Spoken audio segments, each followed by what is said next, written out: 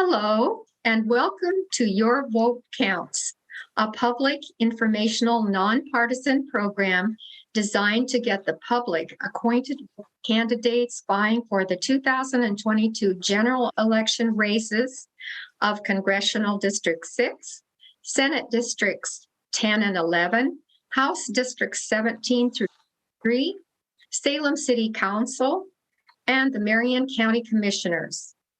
These interviews come to you through the producers at Capital Community Media.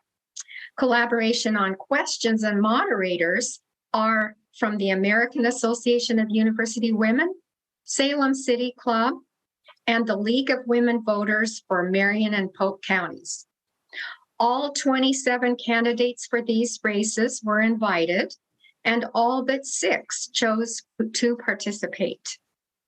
Candidates did not receive the questions prepared by the League of Women Voters ahead of time. Candidates were invited to prepare a 2-minute opening addressing their background and qualifications for the office, and a 2-minute closing addressing their goals for the office if elected. I am Joyce Zook from the American Association of University Women, and I would like to introduce Deanna Gwyn, who is running for Salem City Council. Candidate Gwyn, welcome, and we look forward to your opening remarks. Thanks so much for having me, Joyce. I also want to thank Capital Community Media, League of Women Voters of Marion and Polk Counties, Salem City Club, American Association of University Women for putting this on and sponsoring it, and I appreciate the opportunity. So what has brought me here has been a long time of service in our community. I was in 2008, 2009, a Marion County CASA. Then I graduated from Leadership Salem in 2009, and then have gone on to participate with Salem Association of Realtors Community Fund. I've been on the board of directors since 2019, and I'm currently the treasurer of Mid-Valley Association of Realtors. And through those opportunities, I just have wanted to give back in a greater way to broader community, to the city of Salem. And so I've spent the last 6 months learning everything I possibly can about how our cities run, some of the resources available. And I am ready to take on this new endeavor and meet with our residents and be the voice for Ward 4 on the City Council. Well, thank you, candidate Deanna Gwyn. Now we will want to hear your views on questions for this interview. The first question, how will the climate change task force plan be presented to the public? How would you like to see it move forward to adoption? So the climate action plan, of course, has 183 strategies in that plan. And I see it rolling out incrementally.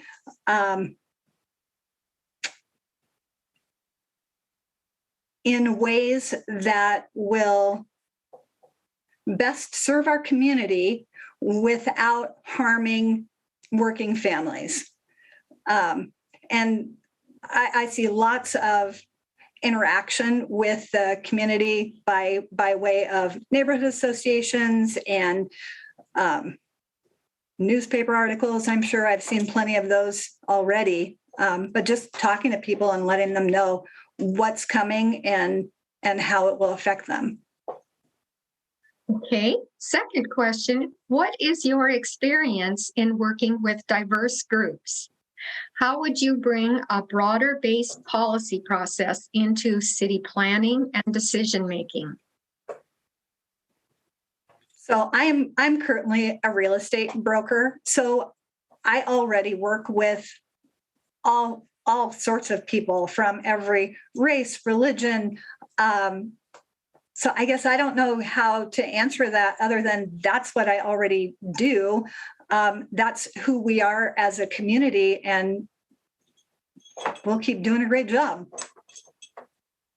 Okay. Salem has seen an increase in the number of empty downtown offices and buildings in recent years. How do we create a vibrant and livable downtown for businesses and citizens? I think that the city council and the city in general is doing everything they can to revitalize our downtown and bring businesses back. I think one of the major ways of doing that is to keep the downtown clean. Our micro shelters are helping to keep the unsheltered from sleeping in front of storefronts and stuff downtown. I mean, I love our downtown. I think it's amazing and getting better all the time. We just need to encourage businesses to come back and to be there. But I think we have a great downtown. Okay. What do you see as the role of the city in addressing employment issues? As we deal with a declining economy and climate change, how do we create green jobs that address both of these issues? Wow, Joyce, that's a really good question. And as city council, I mean, I think what we have to do is make running a business in Salem, we have to make it viable. We need to provide incentives to them. We need to, I mean, I don't quite know how to answer that question other than make it affordable for them. Okay. What work is being done to assist in the refugee situation locally and connecting globally? I know we have, there are several churches and faith-based groups that are providing housing and encouraging refugees to come here. But I don't have a lot of other information other than what I've read. Okay. What has the city already done to address the situation of our homeless population? And what, if any, other initiatives would you suggest? You know, the city council has done a great job, and so has city staff in trying to address the unsheltered. We have navigation center coming in, which should be up and running by early 2023. So within the next 6 months, we should have that low barrier shelter available. We have micro shelters throughout the city. I know the council and city staff are looking for locations for safe parking. So I think the city's doing a great job in managing and providing shelters for those folks. Okay. Now, recently, new solid waste management service rates were addressed at City Council. What progress is being made to reduce waste and providing direction to the public? You know, Joyce, that is a tough one because the city, while we manage the rates, it's the county system that determines what things can be recycled. And while we have a very vibrant population who wants to do the right thing, we want to recycle, the center and I don't remember the name of it, can't take everything. So it's a little, so I think we need to figure out ways to make recycling available, because right now, I mean, it's paper, cardboard, and lawn refuse, but you can't recycle like we used to be able to.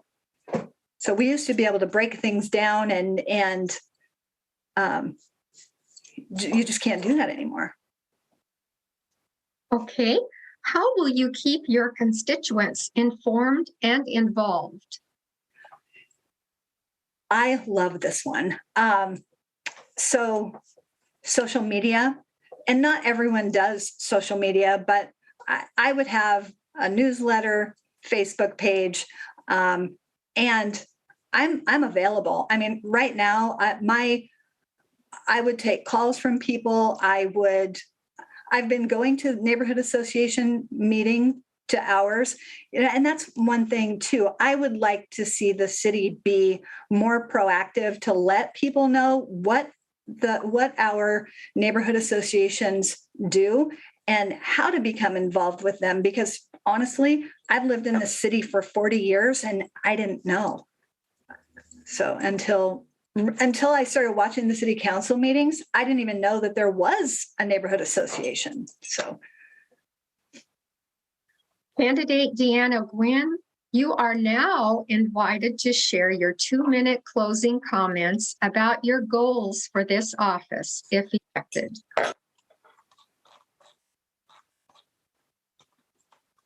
So my goals for this office are